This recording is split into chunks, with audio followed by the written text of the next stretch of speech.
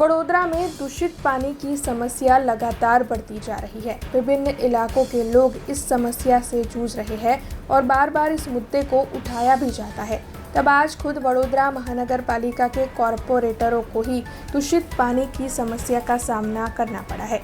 वडोदरा महानगर पालिका की बड़ी कचहरी पर मौजूद कांग्रेस के ऑफिस पर आज दूषित पानी आया, जिसके मद्देनजर विपक्षी नेता अमीबेन रावत, पूर्व विपक्षी नेता चंद्रकांत श्रीवास्तव समेत कांग्रेसी काउंसिलरों की ओर से ये मुद्दा उठाया गया। दूषित पानी लेकर ये सभी म्यूनिसिपल कमिश्नर दिलीप राणा के पास पहुंचे और इस मामले की पेशकश कांग्रेस के अग्रणी और काउंसिलरों की ओर से म्यूनिसिपल कमिश्नर दिलीप राणा के सामने की गई। ઘણી જગ્યાએ કદાચ લાઇન કોલેપ્સ થવાના કારણે અથવા લીકેજના કારણે કોન્ટામિનેશનના પ્રશ્નો આવતા હોય છે।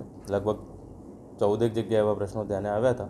છેલ્લા 3 દિવસમાં બધા સોલ્વ કરાવ્યા છે, જેમાં રબારીવાસ છે, ખોડિયારવાસ છે, અન્ય ગણેશનગર છે, એ બધા જગ્યાએ અમે કાર્યવાહી કરી છે। બધા વોર ફૂટિંગ પર બધા જે કનેક્શન્સ છે એને રેક્ટિફાય કર્યા છે, એના સેમ્પલ લીધા છે। સેમ્પલ હવે સારા છે।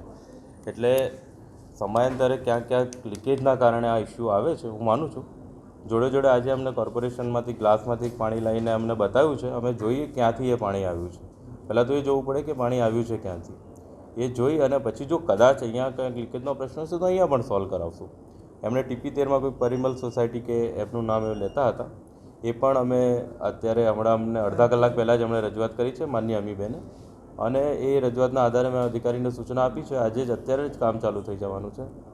એટલે બધા કામો જ્યાં પણ લીકેજના હોય કે કોઈ પાઇપ તૂટવાના કારણે ભંગાણના કારણે પ્રશ્નો સર્જાતા હોય છે, અમે તાત્કાલિક એમાં પગલાં ભરતા હોઈએ છીએ। એના કારણે ક્યાંક કોન્ટામિનેશનનું પાણી આવે છે, પણ અમે એને વોર ફૂટિંગ પર લઈએ છીએ। જોડે સુપર ક્લોરિનેશન પણ અમે કરી રહ્યા છીએ અને वॉटरबॉर्न डिसीज ना था यानी पण हमें खातरी करी रहा है। हमसे जुड़े रहने के लिए हमारे YouTube चैनल को सब्सक्राइब करें और नई वीडियो की नोटिफिकेशन के लिए बेल आइकॉन को दबाएं।